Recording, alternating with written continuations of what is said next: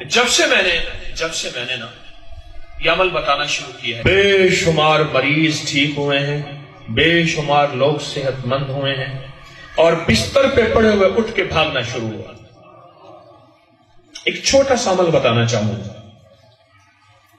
جو بندہ رکوع سے اٹھنے کے بعد سمع اللہ لمن حمدہ ربنا لک الحمد کے بعد پڑھے گا حمدن، میرے ساتھ پڑھتے جائیں، حمدن کثیرن طیبن مبارکن فی، بس حمدن کثیرن طیبن مبارکن فی، مختصر سا پر یاد کر لیں۔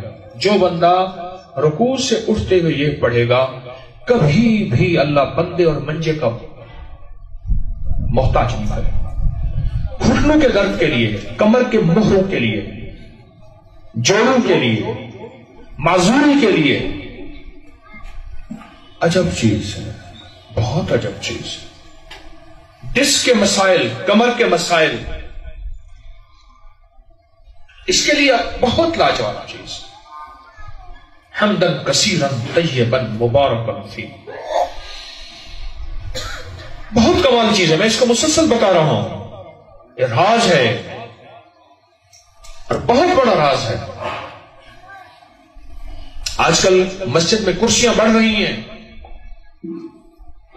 جوڑوں کے درد کے مسائل بڑھ رہے ہیں، غذاؤں کا اثر ہے۔ جوڑوں کا درد کی وجوہات بتاؤں کچھ، غذائیں، ذہنی ٹینشن، اسٹریس، اعصابی کھچاؤ تناؤ، معدے کے امراض، یا پھر سیڑھیاں۔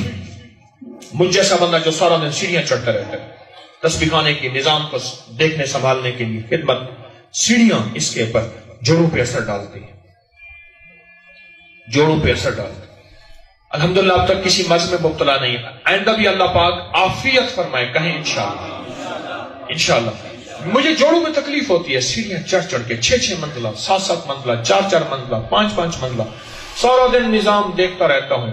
یقین جانیے اگر میں اب تک بیٹھ چکا ہوتا، اب تک بالکل معذور ہو چکا ہوتا اگر میں یہ نہ پڑھتا۔ رکوع سے اٹھتے ہوئے کیا پڑھنا ہے؟ حمدن کثیرن طیبن مبارکن فی۔ حدیث میں آتا ہے جو بندہ یہ کلمات پڑھتا ہے، حدیث میں آتا ہے جو بندہ یہ کلمات پڑھتا ہے، حدیث میں آتا ہے جو بندہ یہ کلمات پڑھتا ہے، فرشتوں کی ایک مضبوط جماعت ایک دم دوڑتی ہے اور جا کے اس کی نیکیاں لکھنی شروع کرتی ہے۔ نیکیاں لکھتے لکھتے لکھتے لکھتے تھک جاتے۔ حدیث میں آتا ہے، میری کملی والے کا فرمان، میرے آقا کا فرمان،